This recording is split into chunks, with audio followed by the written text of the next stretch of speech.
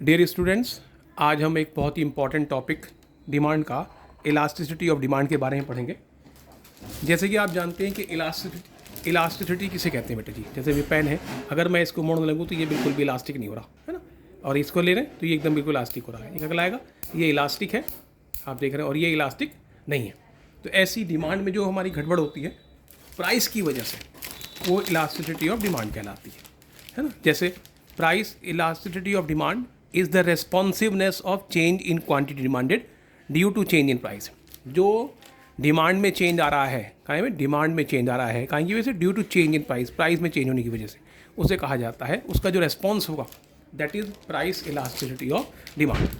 तो price elasticity of demand is the responsiveness of change in quantity demanded due to change in price.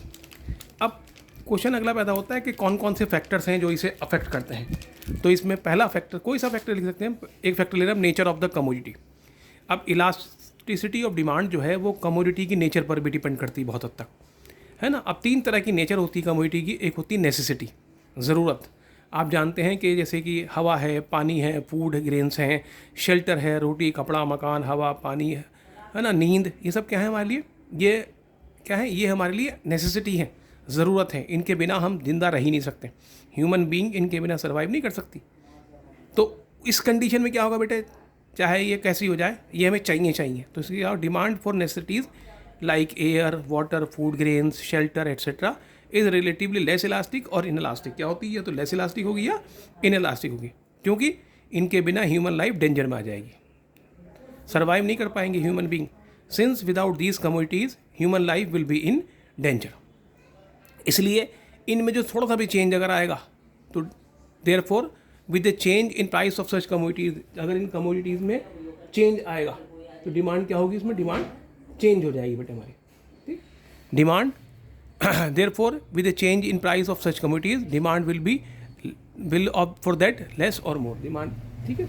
ये हो जाएगी हमारी, ये नेसेसिटीज़ की बात हो गई हमारी, जिनके बिना हम रह नहीं सकते, ठीक। एक बहुत ज़्यादा इफेक्ट पड़ता है ह्यूमन लाइफ के ऊपर। It's demand does not fluctuate much with change in price. Price में चेंज होने की वजह से डिमांड की ज़्यादा फ्लक्चुएट नहीं करती, चाहे डिमांड चेंज हो, लेकिन कोई इफेक्ट नहीं पड़ने का। अगली बात आती है कंफर्ट। कंफर्ट का मतलब जो आराम की चीज़ें हैं। जैसे आराम की चीज़ें क्या है?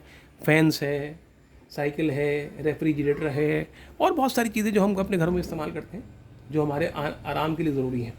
उनकी डिमांड इज़ ऑलमोस्ट वो सेम रेशियो में बढ़ती घटती है, ठीक।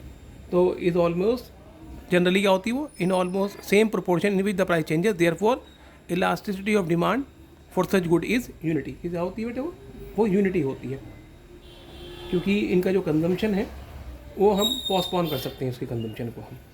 और तीसरी चीज़ आती है हमें लग्जरी। लग्जरी का मतलब जो दिखावे की चीज़ें हैं, शान चौकत की चीज़ें हैं, दिखावे की चीज़ें हैं, उसकी डिमांड क्या होती है? मोर इलास्टिक होती है। In case of luxuries goods, जितने भी लग्जरियस गुड्स होती हैं, जैसे कार है, एसी है, एलईडी है ना, a small change in price brings a big change in quantity demanded. अगर प्राइस में ज़रा सा भी चेंज आएगा तो डिमांड में ज़्यादा चेंज आएगा।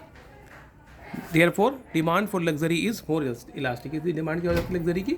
वो ज़्यादा इलास्टिक हो जाती है, कंफर्ट की कंपेयर में ज़्यादा हो जाएगा। अब उसके बाद फिर अगली बात करें हम। अब एक बात और, इसमें एक पॉइंट और याद रखना आपको, ये लग्जरी जो है ये रिलेटिवली क्या टर्म है? जैसे एसी की बात करें हम, तो रिच आदमी के लिए, पैसे वाले के लिए तो ये ज़रूरत हो जाएगी, क्योंकि वो रह नहीं सकता उसके बिना, और गरीब आदमी के लिए लग्जरी हो जाएगी। तो डिपेंड करेगा इनकम के ऊपर। अगली बात आती है number of uses of A commodity. किसी कमोडिटी के यूज़ कितनी तरीके से किए जा रहे हैं। अब आप देखते हैं कोई चीज़ ऐसी होती हैं जिनका कई तरीके से यूज़ हो जाता है। जैसे दूध है, when a commodity is put to several uses, जब एक कमोडिटी के कई सारे यूज़ किए जाते हैं, its demand will be more elastic. तो डिमांड क्या हो जाएगी? उसकी मोर इलास्टिक हो जाएगी। When the price of such commodity falls, जब इसके प्राइस फॉल होंगे। For example milk is a multiple use commodity. Milk क्या है बेटे? मल्टीपल यूज़ कमोडिटी है, बहुत सारे यूज़ होते हैं मिल्क के। Fall in its price result in increase in its demand. जब इसके प्राइस फॉल होंगे तो डिमांड में क्या हो जाएगा? इसकी इंक्रीज़ हो जाएगा। पर्टिकुलरली इन दो यूजेस, जैसे कौन कौन सी यूज़? लाइक स्वीट बनाते हैं हम, कर्ड बनाते हैं, चीज़ बनाते हैं, आइसक्रीम बनाते हैं, है ना, शरबत बनाते हैं, बहुत सारी चीज़ें बनाई जाती हैं। On the other hand when a commodity is put to no or few alternative uses it demand will be less elastic. अगर बहुत सारे यूज़ हैं, मोर यूज़, डिमांड हो जाएगी इलास्टिक हो जाएगी। अगर लेस यूज़ है, कम यूज़ हो रहे हैं या एक यूज़ हो रहा है उसको, तो डिमांड हो जाएगी लेस इलास्टिक हो जाएगी। नेक्स्ट आता है हैबिट एंड फैशन। किसी कंज्यूमर की क्या हैबिट है, फैशन में क्या चल रही है। जब कोई चीज़ हैबिट होती है किसी कंज्यूमर की, है ना, या कंज्यूमर उसे यूज़ कर रहा होता है, तो हैबिट और fashion. One people who is having habit of consuming a particular commodity. अगर एक कंज्यूमर की आदत हो गई किसी पर्टिकुलर कमोडिटी को यूज़ करने की, तो उसके प्राइस एक सर्टेन रेंज तक वो उसके प्राइस बढ़ने घटने की कोई टेंशन नहीं करता। He does not care for price changes over a certain range. एक सर्टेन रेंज तक कोई टेंशन नहीं उसे तो इस्तेमाल ही करना है, वो चाहे कुछ भी हो जाए। Therefore demand for such commodity as case with cigarette alcohol is fairly inelastic. आप देखते हैं कि गवर्नमेंट हर बजट में अपने सिगरेट के अल्कोहल की प्राइस बढ़ाती है, लेकिन लोग फिर भी पीने वाले बढ़ते जा रहे हैं, घट नहीं रहे, जबकि उसके नुकसान भी बहुत है, मगर फिर भी क्यों? क्योंकि वो कंज्यूमर का फैशन बन गया, उसकी हैबिट बन गई उसे पीने को। तो डिमांड क्या हो जाएगी? इन इलास्टिक हो जाएगी इस कंडीशन में। Demand for those goods which are in fashion is usually inelastic. जो फैशन में है उनकी भी इन इलास्टिक है, क्योंकि कंज्यूमर लेके आएगा, वो चाहे वो कुछ भी हो जाए, वो टेंशन केयर कर ही नहीं रहा, उसकी प्राइस घट रहे बढ़ रहेंगे। नेक्स्ट पॉइंट आता है पोस्टपोनमेंट ऑफ कंजम्पशन। अगर कंजम्पशन का पोस्टपोनमेंट कर रहे हैं हम, अगर उसे पोस्टपोन कर देंगे हम कंज्यूमर को आगे इस्तेमाल करने की बात अगर हम उसकी करेंगे, तो उस कंडीशन में क्या हो जाएगा? कमोडिटीज़ लाइक जैसे बिस्किट्स हैं, सॉफ्ट ड्रिंक्स हैं, etcetera, whose demand is not urgent. अगर डिमांड अर्जेंट नहीं है, हैव हाईली इलास्टिक डिमांड, तो हाईली इलास्टिक डिमांड होती है as their consumption can be postpone, क्योंकि उनके कंजम्पशन को हम पोस्टपोन कर सकते हैं, आगे पीछे आगे कर सकते हैं उसको हम। In case of increase in their price, अगर प्राइस बढ़ जाए because of their immediate requirement हो गई, प्राइस बढ़ गए। House hold commodities with urgent demand, जैसे लाइफ सेविंग ड्रग्स हैं, have in elastic demand. Life saving drugs हैं, उनकी इन इलास्टिक डिमांड होगी, चूँकि आदमी को खर्चा करेगा ही करेगा, क्या कुछ भी हो जाए, because of their immediate requirement, उनकी इमीडिएट रिक्वायरमेंट की वजह से। लाइफ सेविंग ड्रग्स है, इन इलास्टिक डिमांड होगी, क्योंकि उनकी इमीडिएट रिक्वायरमेंट है। आदमी छोड़ नहीं सकता, किसी को शुगर है, किसी को ब्लड प्रेशर है, किसी कैंसर की है, जो बीमारी है दवाई लाएगा, कुछ भी हो जाए चाहे। नेक्स्ट आता है income level. Next point income level क्या है कंज्यूमर का? इससे भी demand elasticity of demand effect होती है।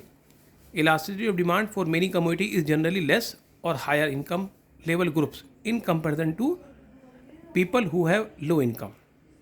जिन लोग इलास्टिसिटी ऑफ डिमांड जो है वो जनरली लेस होती है या हायर कम या ज़्यादा इनकम वालों के लिए ज़्यादा इफेक्टेड होती है, लो इनकम लेवल वाले लोगों के लिए।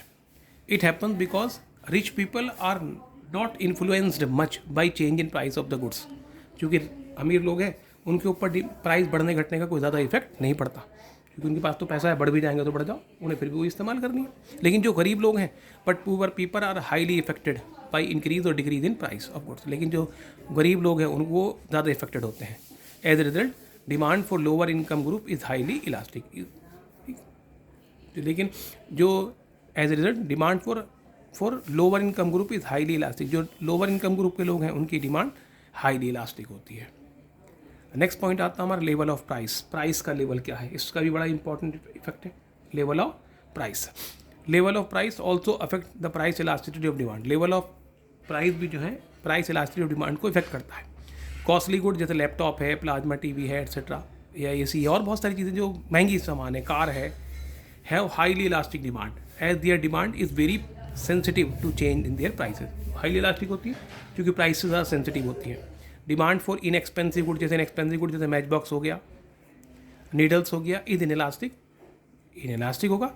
As change in price of such good do not change their demand by considerable amount.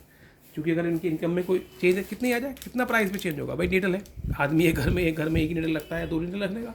Match box है, एक महीने में एक मैच बॉक्स भी नहीं लगता आदमी के घर में, है ना। आपको ज़रूरत ही नहीं पड़ती मैच बॉक्स की।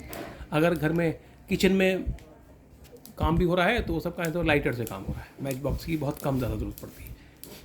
तो ये थे factors affecting price elasticity of demand. उसके बाद फिर हम अगली बात करते हैं, ठीक है।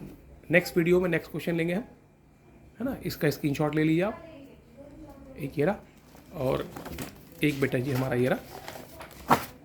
आई होप बहुत अच्छे से आपको ये स्क्रीनशॉट ले लीजिए। आई होप बहुत अच्छे से समझ में आई आपको। नेक्स्ट वीडियो में नेक्स्ट टाइप की इसके बात करेंगे, types of price elasticity of demand, कौन कौन से इसके टाइप्स हैं।